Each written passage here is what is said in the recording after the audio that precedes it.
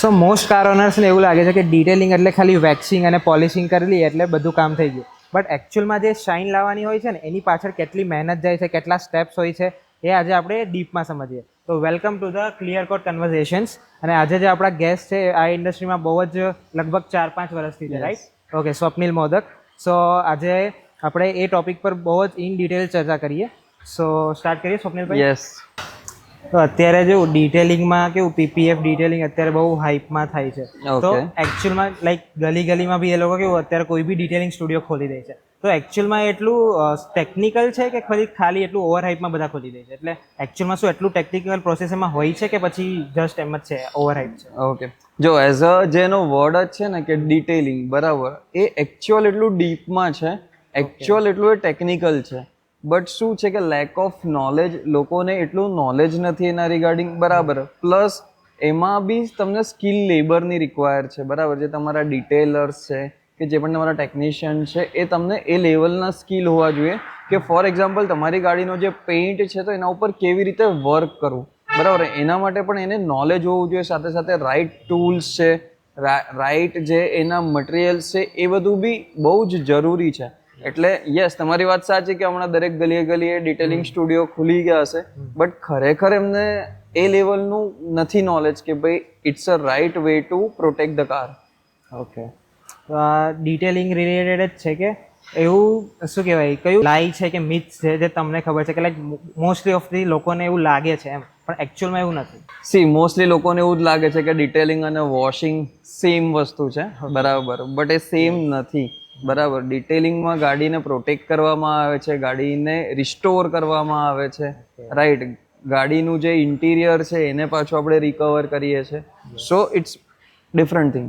અત્યારે કેવું છે કે મેં જ્યાં સુધી જોયું છે ઓનલાઈન ને બધા પીપીએફનો ને અત્યારે બધા બહુ ટ્રેન્ડ ચાલે છે, અને એનું જ એક પ્રોટેક્ટિવ બીજું અલ્ટરનેટ છે ગ્રાફિન કોટિંગ. તો પીપીએફના લીધે શું ગ્રાફિન કોટિંગ અત્યારે ડાઉન જઈ રહ્યું છે કે શું ટ્રેન્ડ છે એની અંદર? સી, જો ગ્રાફિન કોટિંગ એક આખી અલગ વસ્તુ છે, ઓકે. પીપીએફ એક આખી અલગ વસ્તુ છે. બંનેના ડિફરન્ટ ટાઈપ્સના બેનિફિટ્સ છે, ઓકે. બરાબર. કે બંને તમારી ગાડીના કલરને પ્રોટેક્ટ કરવાનું કામ કરી રહ્યા છે. સિમ્પલ શબ્દોમાં કહું તો આપણે ટુ વ્હીલર પર જઈએ તો હેલ્મેટ પહેરીએ, સો એ પણ એક સેફટી કન્સર્ન છે. અને જો આપણે ફોર વ્હીલર પર જઈએ તો સીટ બેલ્ટ લગાડીએ તો એ બી સેફટી કન્સર્ન છે. બંનેના બેનિફિટ છે, બટ બંનેના ડિફરન્ટ બેનિફિટ છે એમ. ઓકે. અત્યારે પણ જે આ ડિટેલિંગને એટલું જાય છે ને, જે પહેલાં કેવું હતું કે બાઇક્સ હતી, કાર્સ હતી, બરાબર. યસ. તો ઓબ્વિયસલી કાર બાઇક કરતાં વધારે પ્રોટેક્ટિવ છે, બટ લોકો એને એઝ અ પ્રોટેક્શન નહીં, એઝ અ સ્ટેટસ સિમ્બલ જોતા હતા. તો અત્યારે ડિટેલિંગમાં બી એવો કંઈક ટ્રેન્ડ છે કે મોસ્ટલી લોકો શું કહેવાય, એઝ અ પ્રોટેક્શન નહીં પણ એઝ અ સ્ટેટસ સિમ્બોલ એને ધીરે ધીરે કન્સિડર કરવા માંડ્યા છે, એવું કંઈક? સી, શું થયું છે, ટાઈમની જોડે જે નોલેજ બી છે લોકોનું વધ્યું છે, બરાબર. તો ફોર એક્ઝામ્પલ કોઈ પોતાના સ્ટેટસ સિમ્બોલ માટે કોઈ ગાડી લઈ રહ્યું છે તો હવે એ બી જોશે ને કે એને મેં મેન્ટેન બી કરું. સો ધેટ્સ વાય એની જોડે કોરિલેટ થાય છે કે ભાઈ સ્ટેટસ સિમ્બોલ બી છે અને એઝ અ પ્રોટેક્શન બી છે. એટલે એઝ અ તમારા સ્ટેટસને પ્રોટેક્ટ કરવા માટે બી આ બહુ જરૂરી વસ્તુ છે એમ. પીપીએફમાં કેવું છે ખબર, જેટલું મેં ઓનલાઈન જોયું અને નોટિસ કર્યું છે, અમુક ડિટેલર્સ એવા છે કે લાઈક 40,000માં તમને કરી આપશે, અમુક એવા છે કે 1,50,000માં કરી આપે. તો આટલો મેસિવ ગેપ કેમ છે માર્કેટમાં? એટલે લોકો બી બહુ કન્ફ્યુઝ છે. Yes, exactly. સી, એમાં કેવું છે કે એ ડિપેન્ડ કરશે very different types of products પર, બરાબર. પ્લસ સાથે સાથે તમે કયું પ્રોડક્ટ યુઝ કરો છો, શું એની ક્વોલિટી છે. ફોર એક્ઝામ્પલ તમે પીપીએફ યુઝ કરો છો તો એની બી એક કેરેક્ટરિસ્ટિક છે, રાઈટ. કે એની થિકનેસ કેટલી છે, એમાં કયું એડેઝિવ યુઝ થયું છે, કયું મટીરિયલ યુઝ થયું છે, સાથે સાથે એનું ઓરિજિન કયું છે, સાથે સાથે જે સ્કિલ લેબર એના ઉપર વર્ક કરે છે તો એની સ્કિલ ડિપેન્ડ કરશે, રાઈટ. ફોર એક્ઝામ્પલ કોઈ એક ગાડી ઉપર પીપીએફ લગાવી રહ્યા છે તો એની પહેલાની જે સરફેસ પ્રિપેરેશન છે એ કેવી રીતે થાય છે, એમાં કયા મટીરિયલ યુઝ થાય છે. સો ઇટ્સ વેરી કરશે. અને માન લો કે મેં પીપીએફ કરાવ્યું મારી ગાડીમાં, તો મેક્સ ટુ મેક્સ એ કેટલા વર્ષ લાસ્ટ કરશે, લાઈક કેટલું ચાલશે? સી, એમાં બી ડિફરન્ટ ટાઈપ્સના આવે છે, જેમ કે 5 યર્સ હોય, 7 યર્સ હોય, 10 યર્સ હોય, 12 યર્સ હોય. એમાં તમે જે રીતે સિલેક્ટ કરો એ રહેશે. પ્લસ એમાં તમે બી તમારી ગાડીની કેવી રીતે કેર કરો છો. એવું નથી કે પીપીએફ થઈ ગયું એટલે મારી ગાડીને કશું નહીં થાય, રાઈટ. કે એવું નહીં કે મારી ગાડી ટેન્ક બની જશે, બરાબર. આફ્ટર પીપીએફ બી પણ તમારે અમુક ગાડીના જે કેર પોઈન્ટ્સ હોય એ તમારે કરવા પડશે, તો ઇટ વિલ લાસ્ટ અને પીપીએફ ની અંદર છે ને અત્યારે બધા બહુ આના ઉપર વિડીયોઝ બનાવે છે લાઈક સેલ્ફ હિલિંગ જે પેલું કરતા હોય Yes. એકચ્યુઅલમાં એ હોય છે કે જસ્ટ આમ માર્કેટિંગ માટે એ લોકો બનાવે? ના, જો સેલ્ફ હિલિંગ છે ને ઘણી સારી વસ્તુ છે, બરાબર, કે પીપીએફ ની ઉપર એક એડિશનલ એવું એક કોટિંગ છે કે જે માઇન્યોર સ્ક્રેચીસ ને હીલ કરી લેતું હોય છે, બરાબર. બટ ટાઈમની જોડે એ ડિગ્રેડ થતું હોય એન્વાયરમેન્ટને લીધે, તમારા ડેલી રૂટીનના એના લીધે. એટલે એવું નથી કે તમે પીપીએફ પર સેલ્ફ હિલિંગ છે તો એ 5 વર્ષ સુધી ચાલશે, ઓકે. બરાબર. ડિપેન્ડ તમારા યુઝ ઉપર છે, તમારા મેન્ટેનન્સ ઉપર છે, 1-1.5 વર્ષ સુધી બી ચાલશે. પછી એમાં જ છે કે અમુક મેં એવા રિવ્યૂઝ જોયા હતા ને, તો એમાં એમની વ્હાઇટ કાર હોય એમાં પીપીએફ કરેલું હોય. ઓકે. થોડા વર્ષો થઈ જાય ને 4-5 વર્ષ પછી એ પીપીએફ યલો પડી જાય, થોડું યલોઇશ થઈ જાય એમ. તો એકચ્યુઅલમાં બધા જ પીપીએફ એવું થાય કે પછી કઈ બીજા રીઝન છે એની પાછળ યલો થવાના? સેમ આવશે ક્વોલિટી ઉપર, કે તમે કયા ગ્રેડનું પીપીએફ લગાવ્યું છે, કઈ ક્વોલિટીનું લગાવ્યું છે, પ્લસ તમે એને કેવી રીતે યુઝ કરી રહ્યા છો, કેવી રીતે મેન્ટેન કરી રહ્યા છો. જો એવું નથી કે એક વખત પીપીએફ લગાડ્યું એટલે એ 10 વર્ષ સુધી એ પીળું જ નહીં પડે, કારણ કે ઇન્ડિયાનું વેધર અલગ છે, બરાબર, ઇન્ડિયન કન્ડિશન અલગ છે, તમારા ત્યાં જે વોટર આવતું હશે, બરાબર, એની ટીડીએસ અલગ હશે. તો ઇટ્સ લોટ્સ ઓફ પેરામીટર્સ કે જેનાથી એ યલો થઈ શકે.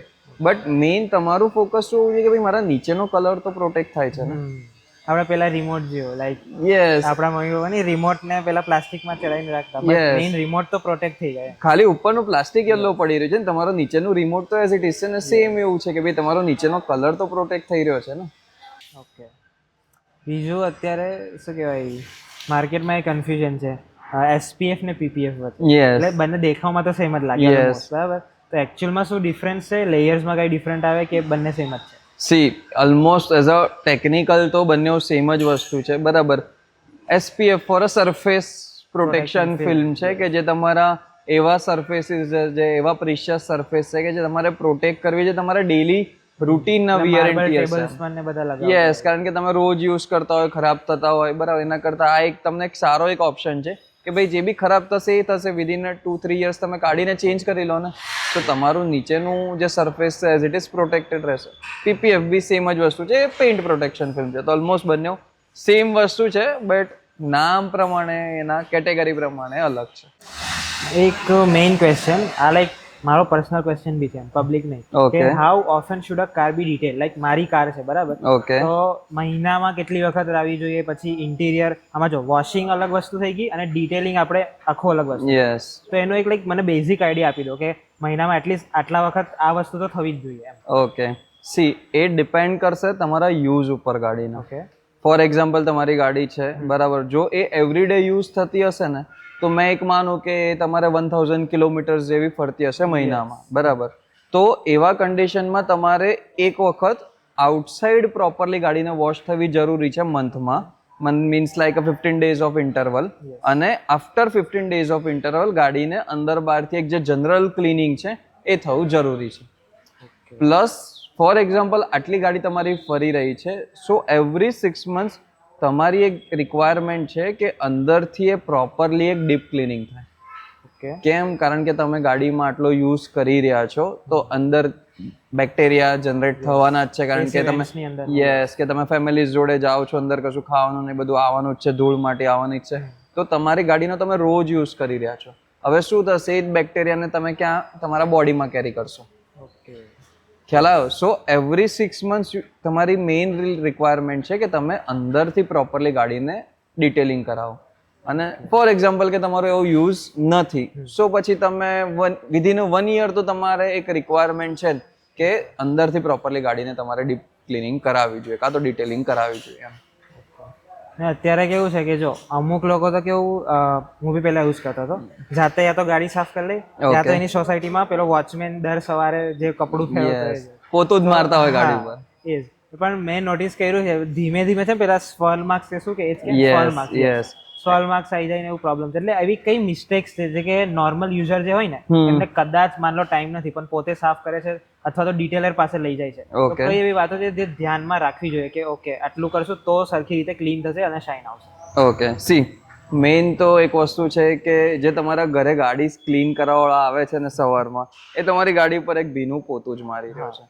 હવે કોઈ બી સરફેસ છે બરાબર, જેના ઉપર ધૂળ છે એના ઉપર તમે એને ઘસશો તો ઓબ્વિયસ એના ઉપર સ્ક્રેચીસ છે, સ્વલ માર્ક છે આવવાના છે, જેના લીધે જે તમારા પેઇન્ટનો જે ઓરિજિનલ ગ્લોસ અને શાઇન છે ને ધીરે ધીરે ડલ થવા મળશે.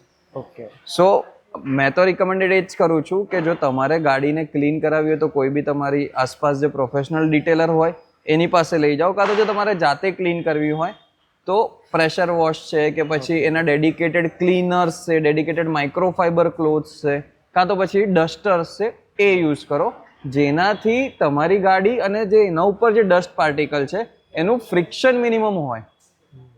ખ્યાલ આવ્યો? કારણ કે જો ફ્રિક્શનને લીધે ત્યાં ઘસાશે, એના લીધે સ્ક્રેચીસ આવશે, એના લીધે ગાડી ડલ થશે.